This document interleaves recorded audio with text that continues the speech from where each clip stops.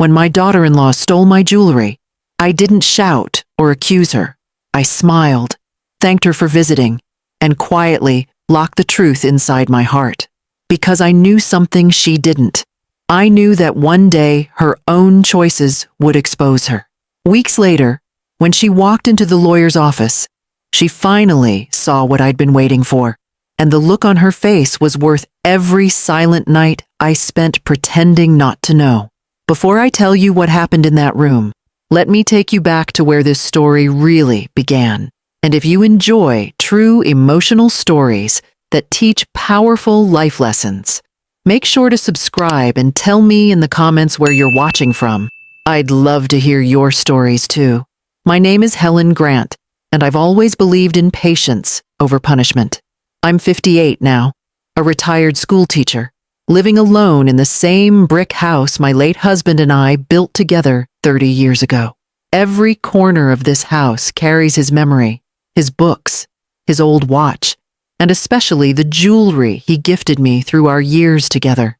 None of it is flashy or excessive, but each piece carries a moment of love. The sapphire ring from our 10th anniversary, the pearl necklace from our first Christmas, the diamond bracelet from the day he retired. They are not treasures of gold. They are pieces of our story. After my husband passed, my son Daniel became my anchor. He visited every Sunday, fixed the things I couldn't, and made sure I never felt alone. 2 years ago, he introduced me to his girlfriend, Rachel Grant, a bright, charming young woman with perfect hair, perfect manners, and a smile that could light up a room. She hugged me on our first meeting and said, "It's so nice to finally meet the woman who raised the man I love." I wanted to believe her warmth was real. In the beginning, everything seemed perfect. Rachel would bring me flowers, compliment my cooking, and help me clean after dinner. She often asked about my life with Daniel's father, and I shared stories of the man I loved. Sometimes, I'd notice her eyes drifting toward my jewelry box as I spoke, and she'd ask gentle questions. "Did he buy you that ring? It's so beautiful." I thought she was just curious. After the wedding, Rachel started visiting more often while Daniel was at work. She'd say she was lonely in their new apartment, that she missed the comfort of family. I liked her company, and I wanted to make her feel welcome. One afternoon, I was folding laundry when I heard her voice from my bedroom. She came out holding my pearl necklace, saying she had been admiring how lovely it looked in the sunlight. I smiled politely, but felt a faint unease deep in my chest. Then, little things began to vanish. A gold brooch from my drawer, a pair of earrings. I told myself I must have misplaced them. I didn't want to believe my son's wife would ever steal from me. Still, something in Rachel's eyes had changed. When she looked at me, it wasn't warmth anymore. It was calculation, like she was studying what else she could take. One morning, while cleaning my dresser, I noticed the small red velvet box was missing. Inside, it had been my diamond bracelet, the one my husband gave me for our 20th anniversary. My heart sank. I searched every drawer, every corner of the house, knowing exactly what I would not find. That night, when Daniel called, I almost told him, but the thought of breaking his heart stopped me. Instead, I said, "Everything's fine, dear. How's Rachel?" He said she was doing great. "She finally bought herself that gold bracelet she's been wanting," he added cheerfully. My chest tightened, but I said nothing. I hung up, sat alone at the kitchen table, and stared at the empty jewelry stand. The woman I had welcomed as family had taken the one thing money could never replace, a memory of my husband's love. But I wasn't going to yell or cry. I was going to wait, because patience, I realized, can be a sharper weapon than anger. From that moment, I promised myself one thing: I would not accuse her. I would let her believe she'd won, and when the time was right, I'd let her discover the truth in a way she'd never forget. The next few weeks passed quietly, but my mind was anything but calm. Every time Rachel visited, I watched her carefully. She moved through my house with a strange confidence now, as if it already belonged to her. She'd compliment my furniture, talk about how vintage my decor looked, and make little comments about what she'd change if she lived here. It was subtle, but I understood the message behind her words. One afternoon, while she was helping me organize the kitchen, she said, "Mom, have you ever thought about downsizing? You could move somewhere smaller, closer to us.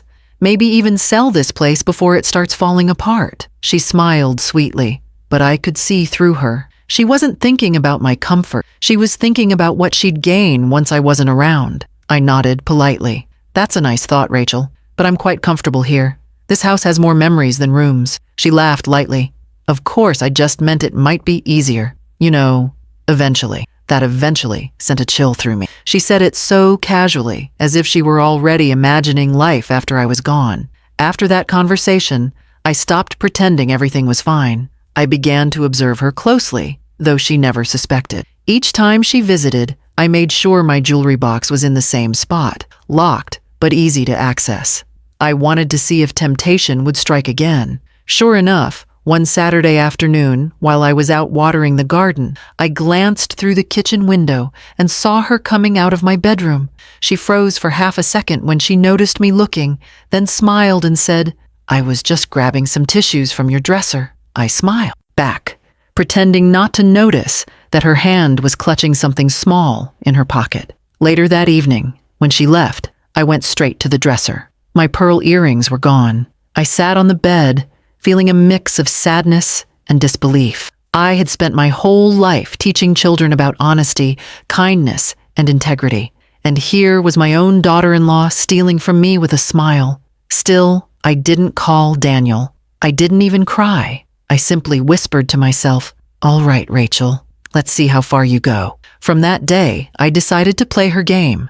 I acted exactly as she expected, sweet, trusting, and naive. When she wore the pearl earrings to dinner the next week, I didn't flinch.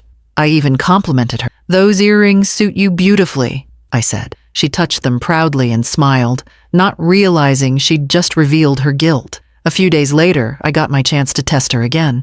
I took off my gold locket, a gift from my husband on our wedding day, and left it on the coffee table before Rachel arrived for tea. When I pretended to take a phone call and stepped out to the porch, I watched through the window. It took less than 5 minutes. She picked it up, looked around, and slipped it into her purse. That was the moment I knew. She wasn't acting out of desperation or need. She was doing it because she thought she could, because she believed I was too old, too kind, or too blind to catch her. That night, I called my lawyer, Mr. Douglas. I told him everything, about the missing bracelet, the earrings, and now the locket. He listened quietly, then said, "Helen, are you sure you don't want to report her?" "No," I said. "I don't want to ruin my son's life, but I do want her to see what she's done, to feel the weight of it." Mr. Douglas paused. "I think I know exactly how we can handle this." We made a plan, simple but clever. I told him I wanted to update my will and that Daniel and Rachel should be present when it happened. He agreed to stage the meeting as a formal reading so Rachel would come willingly. Over the next few days, I acted as if nothing had happened. When Daniel and Rachel came over for dinner, I talked about how I was finally organizing my finances.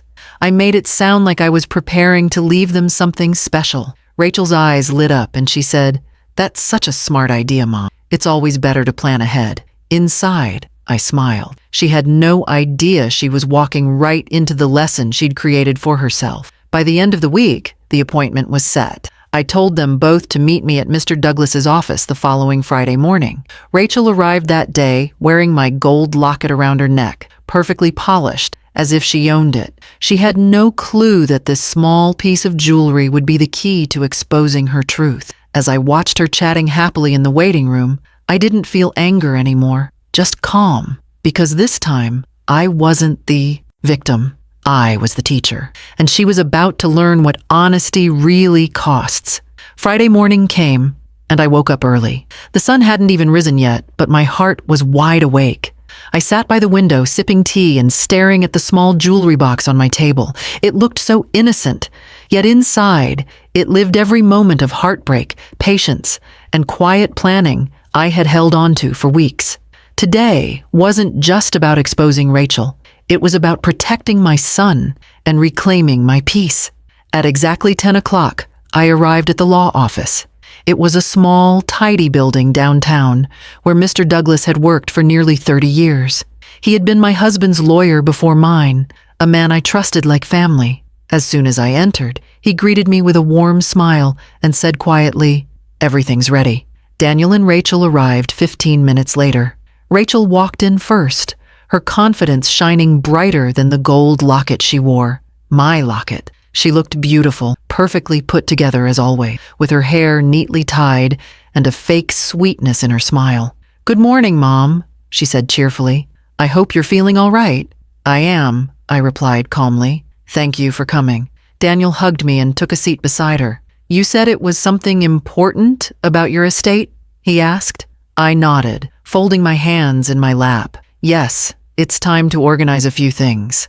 I thought it would be better if we all understood everything clearly." Mr. Douglas cleared his throat and began, "Mrs. Grant has made some updates to her legal documents, and I'd like to go over them today." He opened a folder on his desk and started reading through the formalities, house ownership, accounts, and other small details. Rachel listened carefully, pretending to look interested, though I could tell her mind was fixed on one thing, what she was going to get. After a few minutes, Mr. Douglas paused. "Before we continue," he said, "Mrs. Grant wanted to address something privately first." I leaned forward slightly. "Daniel, Rachel, I've always believed in fairness.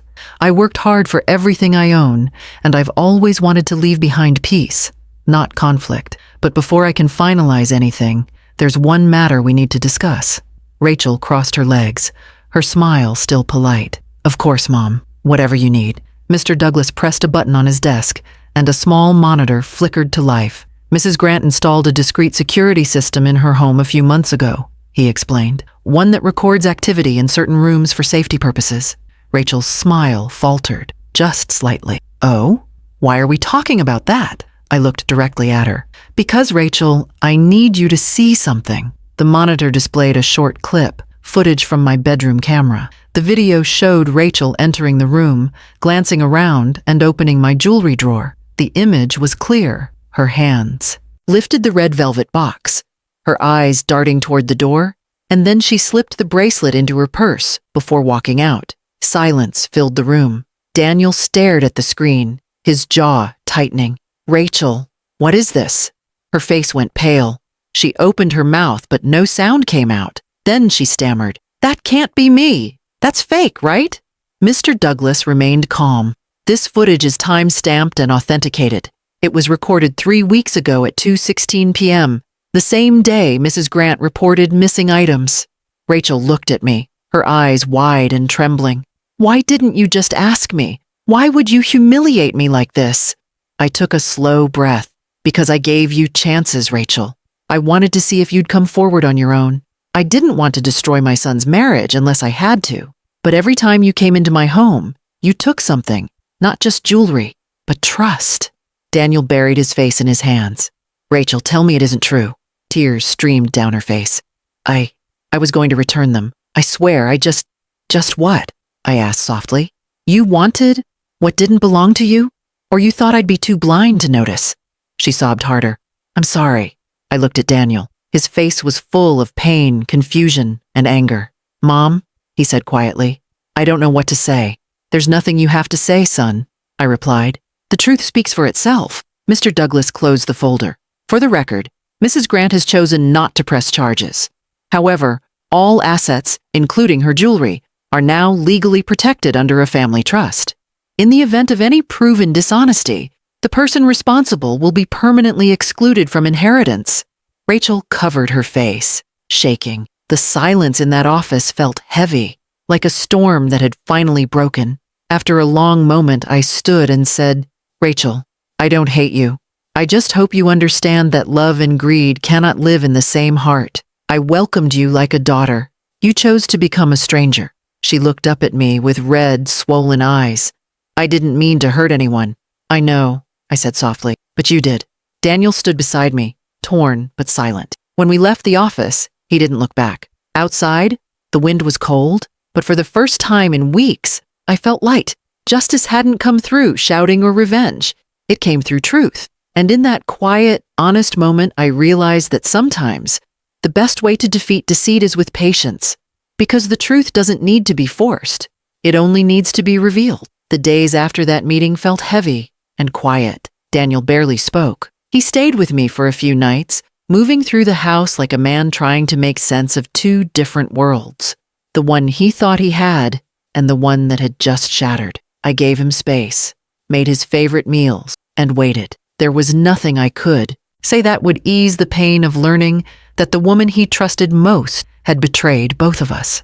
On the third night, he finally sat at the table and said, "Mom, I went to see her." I looked up slowly. "How is she?" He hesitated. "Broken. She cried the whole time. She said she was sorry, that she didn't know why she did it. But you were right. It wasn't about money. It was about control. She wanted to prove she could take something precious and get away with it." He paused, his eyes fixed on the floor. I asked her if she ever loved me, or if I was just part of her plan. She said she did love me, but she also admitted that she was jealous of the way you and Dad raised me. She said she grew up without love or stability, and seeing the life we built made her want to own it somehow. My heart ached for him. Betrayal hurts most when it comes wrapped in truth. "She wants to come here," he said quietly, "to apologize to you." I nodded slowly. "If that will help her find peace, I'll listen." The next afternoon, Rachel came to the house. She looked different. No makeup, no jewelry, just a pale, fragile version of the confident woman who used to walk through my door. She stood in the living room, twisting her hands together, and whispered, "I'm sorry, Mrs. Grant." I looked at her for a moment before answering. "Rachel, you didn't just take jewelry. You took something far more valuable. Trust. You could have asked for help, and I would have given it. But you chose deception." Tears rolled down her cheeks. "I know. I was stupid and greedy. I thought if I had beautiful things, I'd finally feel like I belong." I walked to the cabinet and opened the drawer where the jewelry box now sat, locked and safe. These pieces meant something because of the love behind them. "You can't steal that kind of worth, Rachel. You can only earn it." She nodded, crying harder. "I don't expect forgiveness, but I needed to face you." I sighed and said softly, "Forgiveness isn't something you ask for. It's something you grow into when you stop lying to others and to yourself." We stood there in silence for a moment. Then I added, "I'm not pressing charges, but you need to return everything and start rebuilding your life. You owe that to Daniel and to yourself." She nodded. "I already returned them to your lawyer." Before she left, she turned back and said, "You're a better mother to me in this moment than mine ever was. Thank you." And then she was gone. Daniel watched from the porch as her car drove away. "Do you think she can change?" he asked. I looked at him and said, "People don't change overnight, but sometimes a harsh truth plants the first seed." Months passed. The air around our home slowly cleared. Daniel filed for separation but didn't rush into divorce. He wanted time to heal. He spent weekends fixing up the old garden his father had once tended, and I could see life returning to his eyes little by little. One evening in early spring, he called me outside. "Mom, look," he said proudly. In the middle of the garden stood a small wooden bench he had built himself. On the back, carved neatly, were the words, "Patience reveals truth." I ran my hand over the carving and smiled. "Your father would have loved this." "I think he would have handled it the same way you did," Daniel said. Quiet, but firm. I laughed softly. "Your father always believed silence could be louder than shouting." That night, after Daniel went inside, I sat alone on the bench under the stars. The garden smelled of fresh soil and lilacs. I thought about everything that had happened, the theft, the lies, the hurt, and realized something beautiful had grown from it. My son had learned strength, not from revenge, but from grace. Rachel's mistakes had tested us, but they also reminded us of who we were, honest people who refused to let bitterness define us. A few weeks later, Mr. Douglas called to confirm that all my jewelry had been safely returned. He chuckled and said, "Helen, you handled that situation better than most judges would have." I smiled and replied, "Sometimes patience does the judging for you." Life eventually settled into peace again. Daniel met someone new, a kind woman named Erin, who had a gentle laugh and no interest in jewelry beyond simple silver hoops. Watching him smile again filled my heart with quiet relief. Looking back now, I don't regret the way I handled things. If I had screamed or accused, I would have lost not just a bracelet, but my dignity. By waiting, I let the truth speak for itself, and it did, louder than any words ever could. And maybe that's the lesson in all this. When someone betrays you, don't let anger decide your story. Let truth and patience do it for you. Because in the end, honesty always comes back, just like spring after winter. Time has a way of softening even the sharpest wounds. Months passed after that painful chapter, and life began to take on a calm rhythm again. The silence in my home no longer felt heavy. It was peaceful now, a reminder that peace doesn't come from having a perfect life, but from making peace with what has been lost. Daniel slowly began rebuilding himself. At first, he threw himself into work, keeping busy to avoid the memories. But as the weeks turned into months, I could see him changing, not in bitterness, but in strength. He started visiting me every Sunday again, bringing small things from the farmer's market or flowers from the garden. Sometimes we'd sit together in the living room with no words at all. We didn't need them. Some love doesn't need to be spoken. It just stays. Rachel never returned after her apology. I heard from a friend that she had moved to another city, found a small apartment, and started volunteering at a community center. I hoped that was true. I wasn't angry with her anymore. She had faced her mistake, and though I could never forget what she did, I truly wished her peace. Life has a way of teaching lessons far harsher than any punishment a court could give. One afternoon, Daniel and I were sitting outside on the porch when he said something that stayed with me. "You know, Mom," he said quietly, "I think what hurt most wasn't what she stole. It was realizing how blind I was. I thought I knew her." I looked at him and smiled softly. Love makes us see people for who they could be, not always who they are. Don't hate yourself for that. Hope is not a weakness. He nodded slowly. "I guess I get that from you." The garden had grown beautifully by then. The bench Daniel built, the one with the words "Patience reveals truth" carved into it, had become my favorite spot. Every morning, I sat there with my tea, listening to the birds and feeling the warmth of the sun on my face. It reminded me that no matter how dark a storm is, there's always light waiting on the other side. A few months later, Daniel met someone new, a woman named Erin. She was kind, genuine, and nothing like Rachel. She worked as a teacher, loved dogs, and had a calm way about her that made everyone feel at ease. The first time I met her, she brought a simple box of homemade cookies and said, "Daniel tells me you make the best tea in town. I'd love to try some." I laughed and said, "Only if you promise not to tell him I use the cheap kind."